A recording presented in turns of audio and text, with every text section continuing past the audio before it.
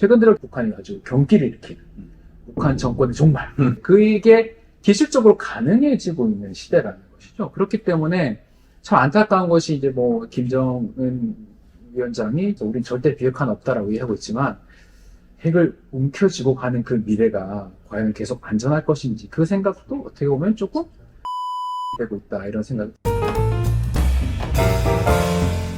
안녕하십니까. 박원곤의 북한과 세계에 다시 한번 같이 참여해 주신 여러 시청자 여러분 감사합니다. 오늘도 지난 시간에 이어서 우리 동아시아 연구원 수석 연구원으로 있는 김양규 박사와 얘기를 같이 나누도록 하겠습니다. 어서 오십시오. 감사합니다. 네. 지난번 시간 북한 비핵화에 대해서 미국 내에서 얘기되고 있는 다양한 담론을 한 4가지 정도로 정리를 해서 말씀을 드렸고요. 오늘은 좀 이제 다른 얘기를 하려고 하는데 사실은 가장 어려운 얘기를 좀 꺼내보려고 합니다. 과연 그러면 한국은 어떻게 해야 될 것이냐. 북한의 비핵화를 포함해서 이 지난한 한반도의 문제를 어떻게 해결해야 되는가. 각 정부가 생겼을 때마다 이 굉장히 다양한 비핵화 정책, 대북 정책, 통일 정책이 나왔는데 특히 핵 문제에 관점을 맞춰서 얘기를 하려고 합니다. 올해가 참 여러 가지 의미가 있는 해예요. 한미동맹 70주년, 그리고 정전협정 70주년이죠. 북한은 뜬금없이 그걸 전승절이라고 얘기를 하고 있는 그거를 비롯해서 올해가 북한 핵 위기 30주년입니다. 93년에 북한이 NPT 탈퇴를 선포했죠. 맞습니다. 그리고 사실상 실질적으로 NPT 탈퇴한 건 2003년인데 네. 어쨌든 그때가 94년 제네바 합의 나오면서 93년이 1차 북한 핵위라고 생각해서 우리가 올해 그 30년을 기념해서 3월 달에 그 국제정치학회에서 저희가 세미나를 했습니다. 북한의 핵 문제를 쭉 다루는 하루 종일하는 세미나인데 마지막에 이른바 진보, 이른바 보수에서 이 북한 문제를 다뤘던 관료들이 같이 나왔습니다. 물론 잘 아는 분들인데요. 그분들이 나와서 얘기를 했는데 제가 한 가지가 딱 마음에 와닿더라고요. 무슨 얘기였냐면 이른바 진보, 이른바 보수 정부에 계신 분들이 상당 부분 다 동의한 게 지난 30년간 북한 핵 문제에 대해서 한국 정부가 일관된 정책을 해왔으면 지금 2023년 현재 상황에서 굉장히 달라질 것이다. 그러니까 이른바 진보의 정부들이 주로 해왔던 것은 관여 정책이죠. 북한과의 관계 개선, 남북과의 관계 개선을 통해서 북한의 핵 문제를 해결한다. 그 입구로 들어간다는 얘기고. 반면에 보수 정부는 북한의 핵 문제가 워낙 심각하니까 일단 북한의 핵 문제를 억지 단념시키는 것이 굉장히 중요하고 북한의 핵 문제가 입구에서 해결이 안 되면 남북 관계의 진전은 어렵다. 여기서 중요한 것은 어느 쪽이 맞느냐를 떠나서 그분들의 얘기의 결론은 어떤 정책이든지 그게 지난 30년간 꾸준히 해왔으면 지금은 굉장히 다르다. 다르다는 건 긍정적인 의미를 얘기합니다. 북한이 핵을 포기할 수도 있었는 상황에 오지 않았을까 하는 것에 같이 동의를 하고 계셨는데 여기에 대해서 김 박사님 동의합니까? 일정 부분은 제가 동의할 수 있을 것 같은데요. 근데 이게 핵을 개발하면서부터는 좀 그림이 복잡해진 것이 아닌가 좀 그런 생각을 하고 있습니다. 왜냐하면 그 이전까지 저도 이게 이제 국정치적 이론으로 말하면 이제 나선 모델이냐 억지 모델이냐 이런 걸 가지고 좀 얘기를 하고 있는데요. 어떤 모델을 일관되게 쓸 수 있는 근거는 상대방의 의도가 명확할 때나 상대방의 능력이 급격하게 변하지 않아야 가능하거든요. 그런데 지금 이미 북한이 핵을 보유했다고 여겨지고 또 고도하고 있는 상황에서 한 가지 정책을 꾸준히 일관되게 유지하면 그것으로 문제가 해결될 것인가에 대해서는 조금 회의적인 시각이 있습니다. 93년에 시작됐을 때부터 지금까지 한 가지 정책을 해왔으면 지금 상황은 많이 변했을 것이다. 우리가 과거를 역사를 갖고 뭔가 시험실에 넣을 수는 없지만 안타까움을 갖고 시작하는데요. 일단 제가 좀 화두를 던지면 북한이 핵을 먼저 가장 앞세우는 이른바 선핵 그것은 변하지 않고 김정은 시기에 어떻게 보면 훨씬 강화됐죠. 근데 문제는 북한을 이 핵을 포기하게 하기 위해서는 선핵 노선을 포기하게 하고 경제를 앞세우는 노선으로 가야 된다. 아마 그것에 대한 다 동의가 될 것이라고 생각합니다. 그러면 과연 이것을 해서 어떻게 해야 되느냐. 여기에도 사실은 원칙 차원에서는 북한이 핵을 보유할수록 그만큼 비용이 많이 발생하게 됩니다. 그래서 결국은 자신들의 핵을 갖고 있는 것보다 비용이 너무 크기 때문에 핵을 포기하는 것이 더 낫게 만든다라는 거. 그게 한 축이 될 거고 또 하나는 북한이 핵을 포기했을 때 오는 혜택이 핵을 보유했을 때보다 더 크게 다가오게 한다. 근데 문제는 이걸 어떻게 하느냐. 북한의 핵에 대한 그 비용을 현상적으로 보는 것보다 북한한테 굉장히 큰 부담이 된다라는 것을 제가 여러 가지 말씀을 드렸는데 특히 최근에 보고 있는 통합 억제, 네. 그리고 얼마 전에 있었던 한미일 정상회담을 통해서 나타나는 모습들, 아주 쉽게 산술적으로 단순해서 말씀드리면 북한이 이전에는 한국, 미국, 일본을 상대를 했어야 되는데 여기에 나토국까지 북한이 상대를 해야 된다. 네. 물론 뭐 뒤에 중국과 러시아가 있다 하지만 과연 그들이 얼마만큼 군사적으로 도움을 줄지는 모르는 상황. 이제 그런 상황이 온다면 북한이 핵을 갖고 유지하고 가는 비용이 굉장히 커질 수밖에 없다.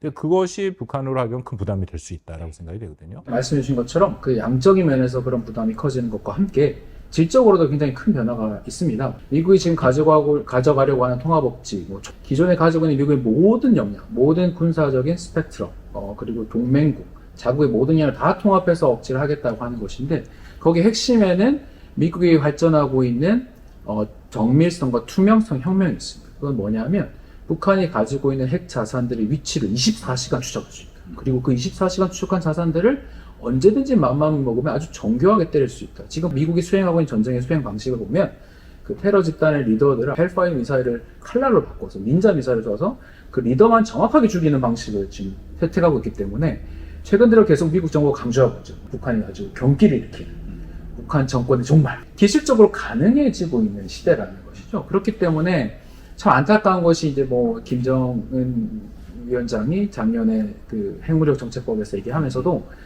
이제 핵을 내려놨다가 비극적인 최후를 맞이한 많은 사례들이 있다라고 막 얘기하면서 우린 절대 비핵 하나 없다라고 얘기하고 있지만 핵을 움켜쥐고 가는 그 미래가 과연 계속 안전할 것인지 그 생각도 어떻게 보면 조금 아웃데이트 되고 있다 이런 생각이 그렇습니다. 이게 북한의 체제의 취약성이다라고 볼 수 있죠. 우리 김 박사님 정확히 지적해 준 것처럼 북한의 유일수령 체제이기 때문에 사실상 북한의 김정은이 안위가 흔들린다면 그 다음부터의 북한의 전쟁 수행 능력과 의지가 다 떨어집니다. 이게 전쟁이라는 것은 수행 능력만 갖고 되는 것이 아니라 의지가 있어야 되는데 최고사령부의 유일한 사령관이자 수령 자체가 없어진다는 것.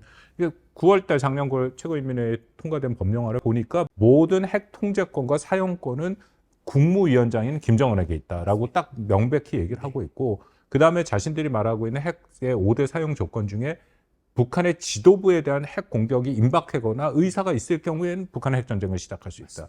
그러니까 그거를 볼 때 이거는 북한이 그만큼 취약하다라고 볼 수 있고, 아까 말씀하신 건 사실 2017년에 그 인터내셔널 시큐리티라는 잡지에서 나온 그 내용들인데 미국이 그간에 굉장히 발전시킨 힘을 갖고 북한에 있는 그런 전략 자산, 물론 거기에 이제 김정은의 움직임까지 포함이 되는 것을 확인하고 있다라는 것이죠. 그래서 혹시라도 북한이 전쟁의 조짐을 보이거나 그럴 경우에는 그것을 타격할 수 있는 능력이 있다라는 것, 그것은 어떻게 보면 북한에 대한 굉장히 확실한 억제 효과가 있다라는 것은 맞습니다. 그래서 단념 억지 차원에서 저는 앞으로 갈수록 북한에게 굉장히 힘든 싸움이 될 거라는 건 자명해 보이고요. 미국이 있고 있는 첨단 기술을 저지할 수 있는 유일한 나라가 지금 중국밖에 없고, 실제 미국도 국가전략문건에 보면 러시아가 그 임박한 위기이긴 하지만 실질적으로 미국에 도전할 수 있는 건 중국밖에 없다라고 하고 있고, 중국은 이제 지능화전이라는 개념을 동원하면서 이제 비슷한 역량들을 개발해 나가고 있습니다. 그런데 그 중국이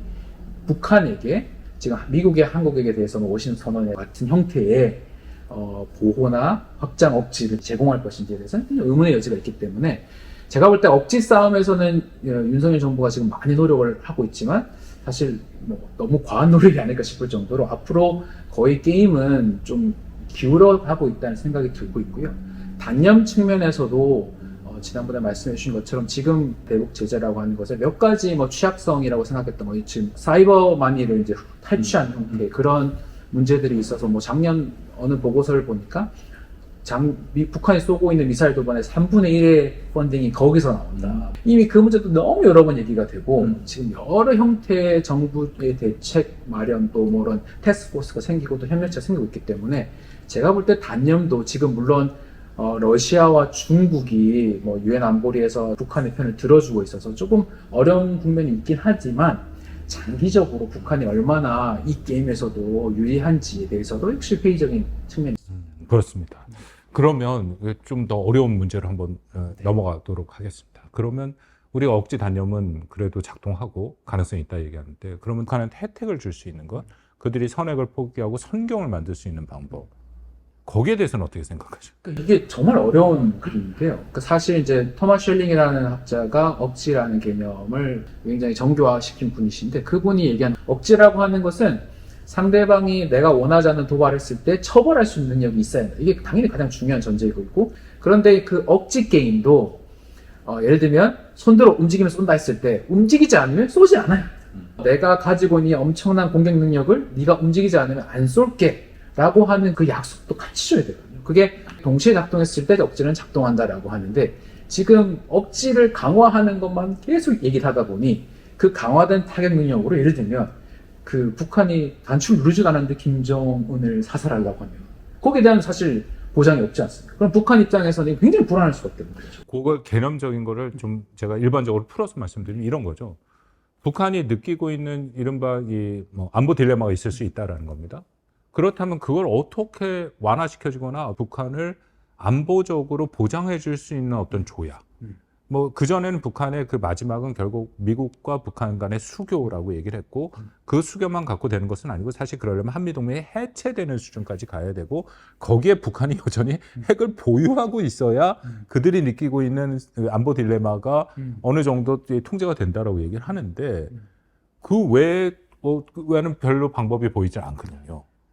이 문제를 우리가 어떻게 해결할 것인가에 대해서는 사실상 상당 부분 고민이 되든 북한은 그렇게 조약을 맺더라도 그 조약조차도 국제사회에서는 일순간 종이 조각이 될 수밖에 없다라고 얘기를 하고 이라크와 리비아가 결국은 지도자가 그렇게 처참한 최후를 맞이하는 상황을 자신들은 원치 않는다.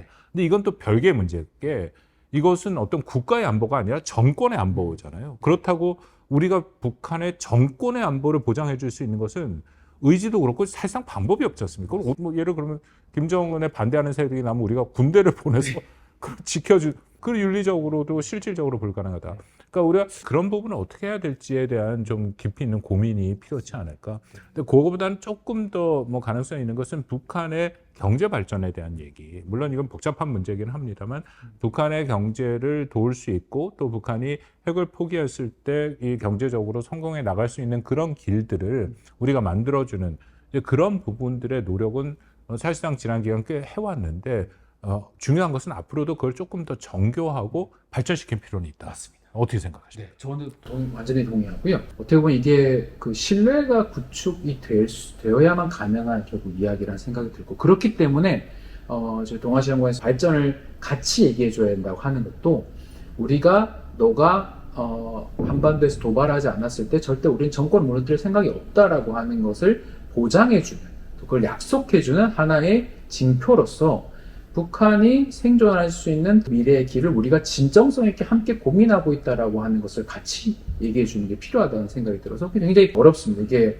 억지를 하면서 단념도 시키는데 대화를 하면서 동시에 너에게 다른 살 길이 있어를 보여줘야 되는 굉장히 복합적인 그림이고 근데 이짓하면 이게 다른 사람이 보기에는 도대체 얘는 어떤 색깔을 가지고 있는 거지? 어떤 방향으로 가려고 하는 건지 종잡을 수가 없다. 이런 비판을 받기 너무 쉽기 때문에 참 어려운 문제라고. 그렇습니다. 그렇지만 동아시아 연구원이 지난 10년 이상 이 문제에 대해서 깊은 고민을 했었고요. 그래서 그 공진이라는 전략도 우리가 만들어냈는데 그 부분에 대해서는 나중에 다시 한번 시간을 갖고 자세히 여러분들한테 소개해드리는 시간을 갖도록 하겠습니다.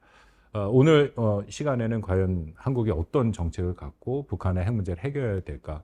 참 어려운 문제고 뭐 뾰족한 답이 확실히 잡히기는 쉽지 않다라고 생각을 하는데 고민이 필요하다라는 화두를 여러분들한테 던져드립니다. 같이 고민했으면 하는 시간이 기대해 보도록 하겠습니다. 오늘 같이 해주신 우리 김한규 박사님 감사합니다. 감사합니다. 네, 감사합니다.